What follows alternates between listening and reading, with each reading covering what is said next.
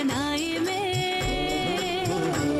उठ जाग मेरे धरती के लाल रंग भर अपनी अंगड़ाई में।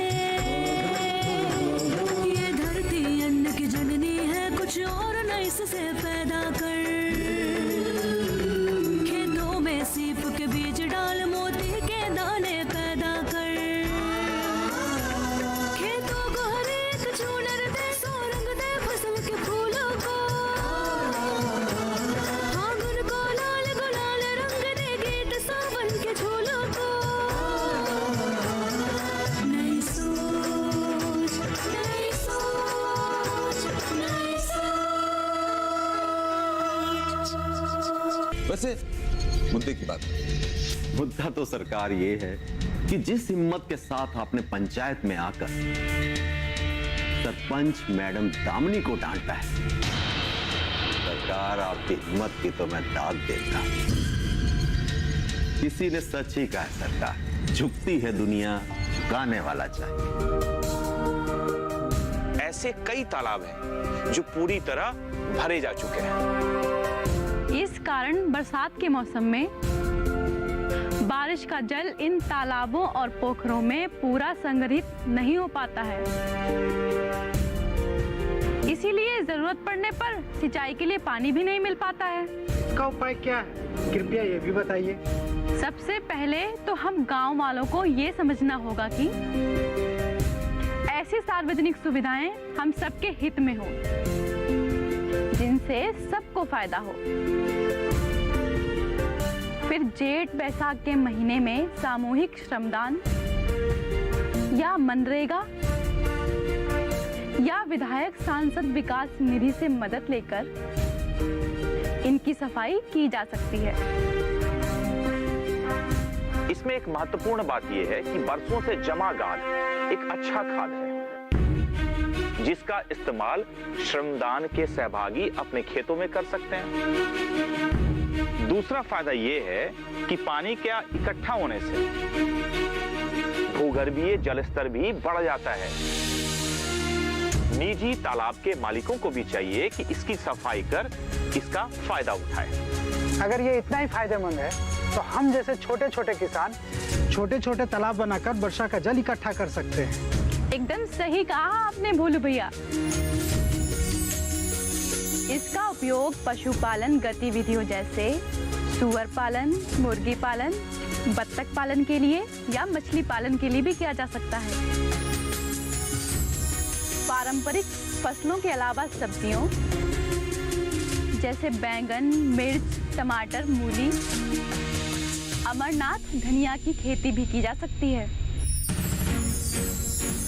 इससे छोटे किसानों की आर्थिक अवस्था में सुधार आएगा। भाभी, मैं भी इस बार मछली पालन करूंगा। हमने चेक डैम के बारे में भी सुना है, इसके बारे में क्या है ये भी बता दीजिए। मैं बताता हूँ। बरसाती नदियां अक्सर गांव के बाहर होती है। बरसात के मौसम में इन नदियों में पानी भरपूर रहता है। बाद में नदियां या तो सूख जाती है या पानी बहुत कम हो जाता है। इनका पानी अक्सर अपने साथ उपजाऊ मिट्टी को काट कर ले जाती है, जिससे बहुत नुकसान होता है। हाँ भैया, अपने गांव की दाह नदी में ऐसा ही देखा है हमने, पर इसका क्या उपाय है, कृपया करके बताएं। चूंकि ये नदियां सार्वजनिक संपत्ति होती है, इसलिए इसका इलाज सबको एक साथ मिलकर करना होगा। इन नदियों को चेक डैम बनाकर पानी को बहने से रोका जा सकता है। भैया जी, पानी के बहाव को रोका जा सकता है, वो कैसे? ये बांध मिट्टी या सीमेंट की ईंट से भी बनाया जा सकता है और पानी कम होने पर अस्थायी डैम भी बनाया जा सकता है। इसके लिए सीमेंट की खाली बोरियों में बालू भरकर इस्तेमाल किया जा सकता है या फिर बालू भरे बोरे की मदद से क्यारियां बनाकर पानी को जमा कर सकते हैं। इन चेक डैमों का खर्च सार्वजनिक तालाब साफ करने की तर्ज पर उठाया जा सकता है। इस इससे भूगर्भीय जल का स्तर ऊंचा उठता है और ट्यूबवेल से पानी निकालने में डीजल का इस्तेमाल कम होता है। बरसात के बाद भी सिंचाई के लिए पानी की पर्याप्त सुविधा बनी रहती है। इतने सारे फायदे हैं, इतनी सारी सुविधाएं हैं। ये तरीका अपनाकर हम आसानी से अपने गांव में ये सब चीजें लागू कर सकते हैं। आप दोनों ने इतनी महत्वपूर्ण जानकारी दी, उसके लिए बहुत बहुत धन्यवाद। आप सब लोगों का भी बहुत बहुत धन्यवाद।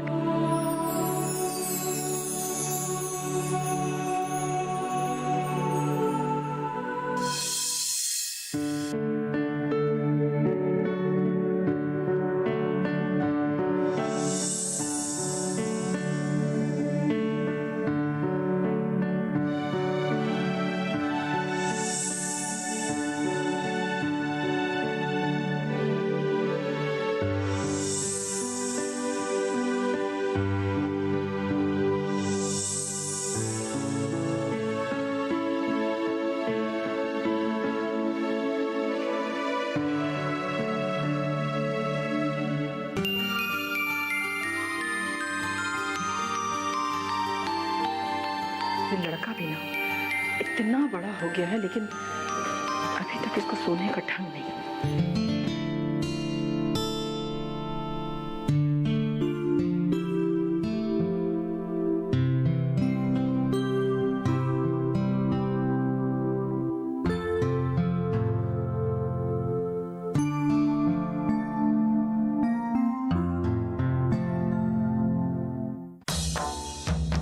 क्या हुआ बेटा?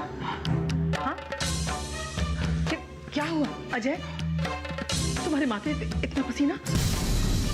तबीयत तो ठीक है तुम्हारी? हाँ? अजय, अजय तू चुप क्यों है? बोलता क्यों नहीं? क्या हुआ बेटा? अजय?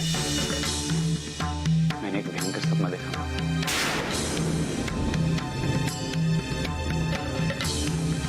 सपना? कैसा सपना बेटा? हाँ? मैं किसी सुनसान रास्ते पर अकेला चलता जा रहा हूँ, तभी दामिनी पुकारते हुए मेरे नजदीक आती है। माँ, दामिनी के माथे से खून निकल रहा था। वो रोते हुए मुझे कहती है, अजय, अजय मुझे बचा लो, मुझे बचा लो अजय। पता नहीं माँ, मैंने ऐसा भयंकर सपना क्यों देखा। कहीं दामिनी किसी मुसीबत में तो नहीं है। ओहो, पहले तुम पानी पियो। बेटा, इसमें परेशान होने वाली कोई बात नहीं है। कभी कभी इंसान ऐसे सपने देख लेता है जिसका कोई मतलब ही नहीं होता। ना कोई सर होता है ना कोई पैर। समझ गया? नहीं मामा, आज शाम को मैं सविता चाची के घर गया तो दामिनी मुझे बता रही थी कि पंचायत जगदीश राज के खिलाफ पूरी छानबीन करेगी। जगदीश राज ने जिन किसानों की जमीनें छीनने की कोशिश की है, पंचायत उसके खिलाफ मुकदमा करेगी, उसको सजा दिलवाएगी। उसकी वजह से और तुम्हें इसी के लिए चिंता हो रही कि कहीं जगदीश राज दामिनी को कोई नुकसान ना पहुंचाए। अरे बेटा, सपने तो केवल सपने होते हैं, हकीकत नहीं। चल अब सोचो। मैं अभी दामिनी को फोन लगा करके पूछता हूँ वो ठीक तो है। अब अजय, अजय, ये क्या बचपना है? इतनी रात को कोई किसी को फोन करता है क्या? दामिनी और सविता को क्या कहोगे फोन करके कि मैंने भयानक सपना देखा? अजय, सुबह तक इंतजार कर लो, सुबह होने दो, दामिनी से जाके मिल लेना। ठीक है? चल अब अच्छे बच्चों की तरह तुम सो जाओ। चल चल चल। हाँ, चल सो जाओ।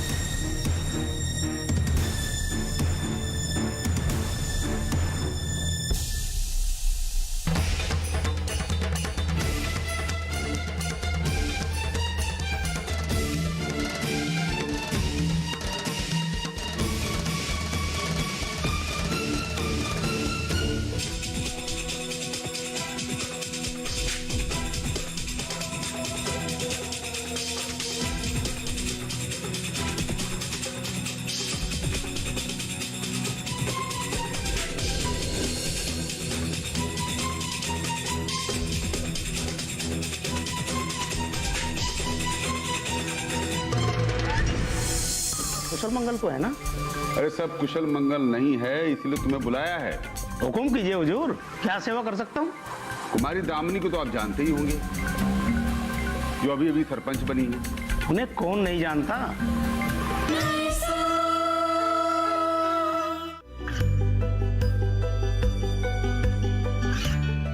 गांवों और पिछड़े क्षेत्रों में सरकारी योजनाओं की जानकारी पहुंचा। देश में कौशल और क्षमता विकास कर ग्रामीणों को सामाजिक बदलाव और विकास से जोड़ने की दूरदर्शन किसान की पहल चौपाल चर्चा देखें सोमवार से शुक्रवार सुबह 9 बजे।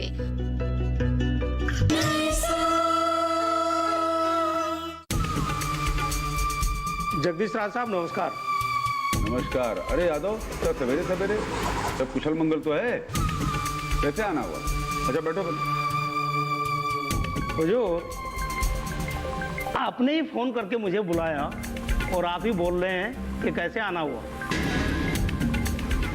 आप कुछ परेशान से लग रहे हैं। कुशल मंगल तो है ना? अरे सब कुशल मंगल नहीं है, इसलिए तुम्हें बुलाया है। हुकुम कीजिए हुजूर, क्या सेवा कर सकता हूँ? कुमारी दामिनी को तो आप जानते ही होंगे, जो अभी अभी सरपंच बनी है। उन्हें कौन नहीं जानता। पुलिस थाने में भी पंचायत की तरफ से कड़क पत्राया है कि अगर गांव के किसी किसान भाई बहन के साथ अगर पुलिस कोई कार्रवाई करेगी तो उसके खिलाफ सख्त कार्रवाई की जाएगी। अब आप ही बताइए, मुझे किस लिए बुलाया आपने? आप जाइए, जिस काम के लिए आपको बुलाया था वो काम आपसे नहीं होगा। हुजूर, आप बोलकर तो देखिए, आपके किसी भी काम के लिए जान लड़ा देंगे। बताइए तो सही हुजूर, आप चुप क्यों हैं? जान लड़ा देगा?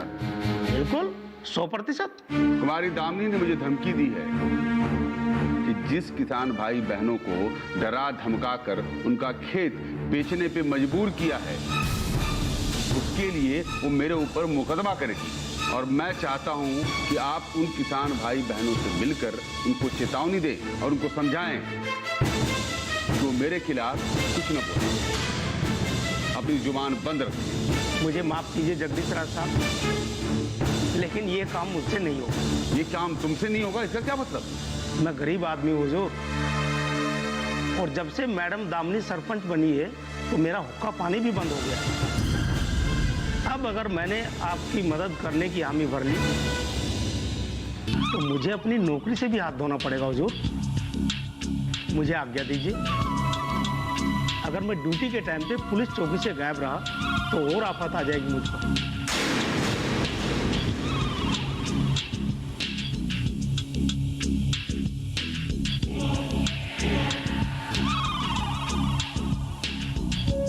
ये क्या मुसीबत है? हुकुम सिंह और यादव जैसे लोग भी दामिनी से डरने लगे। अब मुझे अकेले ही मुकाबला करना पड़ेगा। जगदीश राज किसी से डरता नहीं, दामिनी से मैं अकेला लड़ूंगा।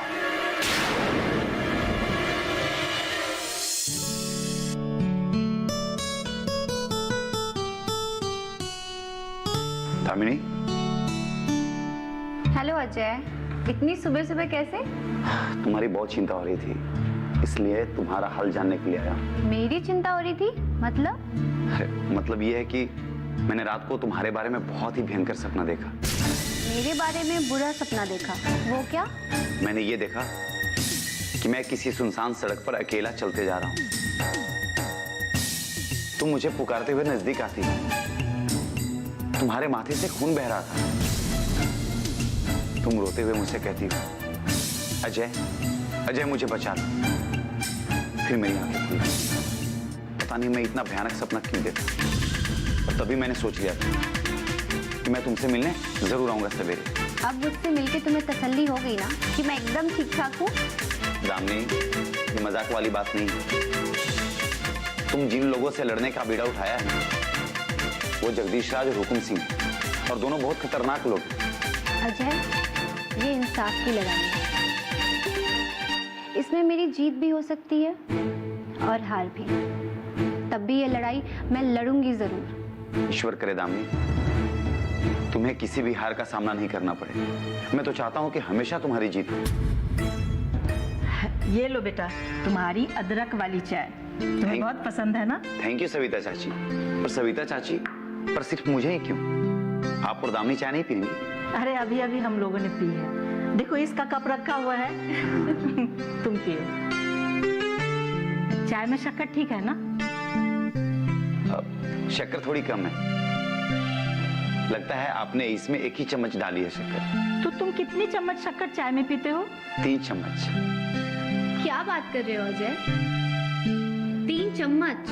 और दिन में कितनी बार चाय पीते हो? 3 से 4 बार। 3 से 4 बार चाय पीते हो, यानी कि तुम पूरे दिन 9 से 12 चम्मच शक्कर लेते हो। अजय, शक्कर लेना कम करो, क्योंकि ये स्वास्थ्य के लिए हानिकारक है। देखिए सविता चाची, दामिनी ने फिर से भाषण देना शुरू कर दिया। ठीक ही तो कह रही है। ज्यादा शक्कर सेहत को नुकसान पहुंचाती है। अगर स्वस्थ रहना है ना, तो कम शक्कर की चाय पिया करो। मैं और दामिनी चाय में शक्कर मिलाते ही नहीं। अब पता नहीं आप लोग बिना शक्कर वाली चाय कैसे पी लेते हैं? ठीक ही नहीं लगती क्या? बेटा धीरे धीरे आदत हो जाती है। वैसे कोई रोग लगाने से बेहतर है फीकी चाय पी जाए। हाँ, ये तो आप बिल्कुल सही कह रही हैं सविता चाची। आज के बाद मैं भी बिना शक्कर वाली ही चाय पीऊंगा।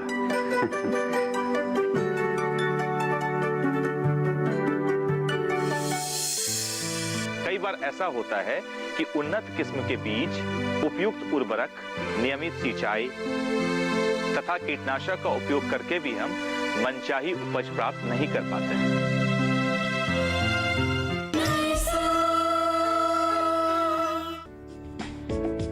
ये कामयाबी है अन्नदाता की। ये कहानी है खेत और खलिहानों की। कैसे करें अपने पशुओं की देखभाल, जानिए गांव-गांव के किसानों का हाल। देखिए गांव किसान, सोमवार से शुक्रवार दोपहर 12 बजे सिर्फ डीडी किसान पर।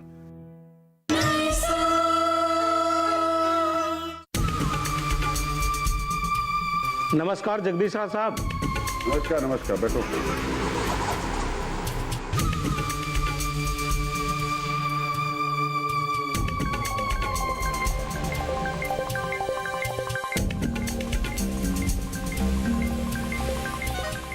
हुजूर, समाचार पत्र में कोई इतना विशेष समाचार है क्या जो आप इतने ध्यान से पढ़ रहे हैं? हाँ हाँ, बहुत ही विशेष समाचार है। वो समाचार क्या है, ये मुझे बताने का कष्ट करेंगे आप? हाँ हाँ, आपको तो अवश्य पढ़ना चाहिए समाचार। आप कह रहे हैं मुझे अवश्य पढ़ना चाहिए, तो मेरे लिए कोई विशेष समाचार होगा। जल्दी बताइए हुजूर। समाचार ये है कि सरकार ने भ्रष्टाचार के खिलाफ एक अभियान छोड़ रखा है। जितने भी भ्रष्टाचारी पकड़े जाएंगे उनको कड़ी से कड़ी सजा दी जाएगी। यादव साहब, इस चक्कर में तो आपको भी आंच आ सकती है। इसे आप शुभ समाचार कहते हैं? मैं तो मजाक कर रहा था, लेकिन आप इतने आश्चर्यचकित क्यों हो रहे हैं? आपने कभी भ्रष्टाचार नहीं किया, रिश्वत नहीं ली? हुजूर, मैं मानता हूं कि मैं दूध का धुला नहीं हूं, किंतु मैं तो इस खेल का छोटा सा खिलाड़ी हूं। आप हंस क्यों रहे हैं?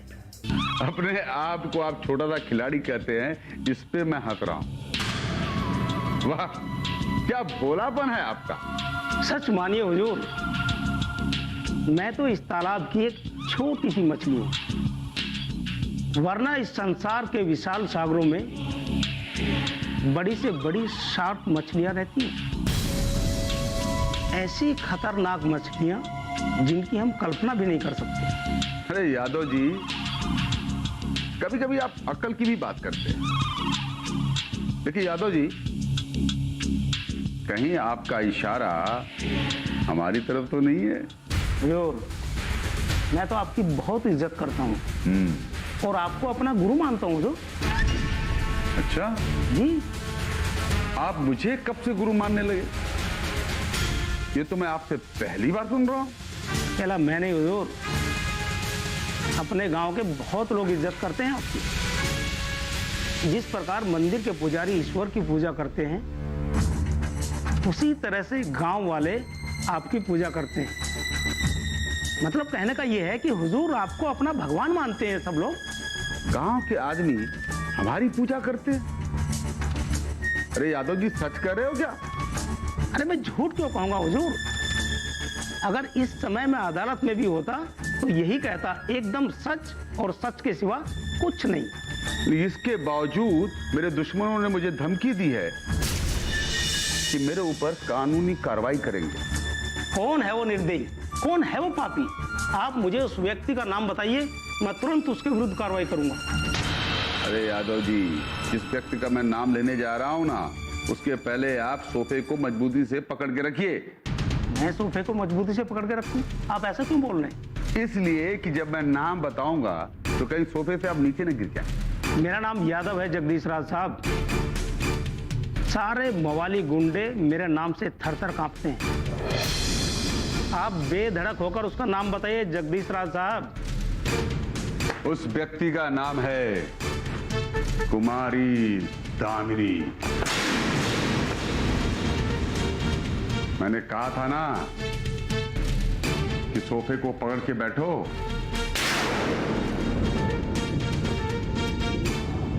ये किस व्यक्ति का नाम ले लिया आपने हुजूर? मैं कुमारी दामिनी के खिलाफ कुछ नहीं कर सकता। ओह माय गॉड, इसका मतलब पुलिस वाले भी दामिनी मैडम से बहुत डरते हैं। ऐसा क्यों? अभी तो कुछ देर पहले आप बहुत बड़े बड़े दावे कर रहे थे। उस समय आपने मुझे उस व्यक्ति का नाम ही नहीं बताया था। मुझे क्षमा कर दीजिए हुजूर। अगर मैंने उनके विरुद्ध उंगली भी उठाई तो मुझे अपनी नौकरी से हाथ धोना पड़ेगा। मैं आपकी कोई मदद नहीं कर सकता। क्षमा कीजिए हुजूर, मैं बिना आपकी आज्ञा लिए यहां से जा रहा हूं।